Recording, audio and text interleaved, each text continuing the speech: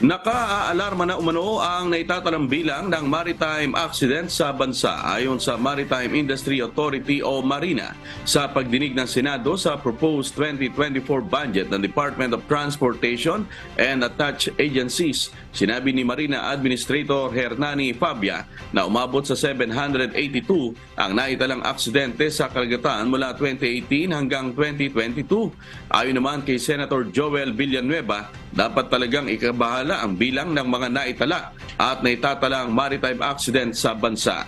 Ngayong taon lang anya, buwan-buwan na nagkakaroon ng mga aksidente sa karagatan dahil dito nais ng mambabatas na gumawa ng mga pagbabago sa pulisiya ukol sa pagdalayag.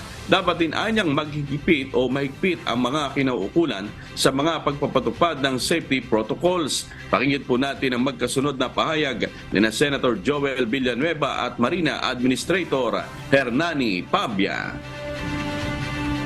Ngayong taon lang ho, every month may aksidente. Nung June 18, yung MV Esperanza, Star caught fire.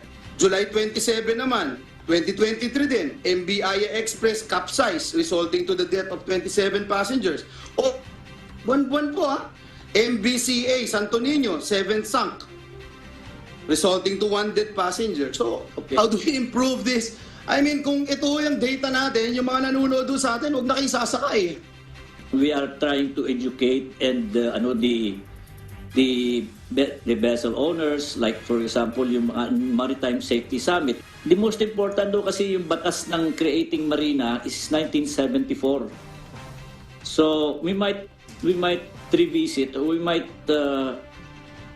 request for a sort of amendment to the PD 474.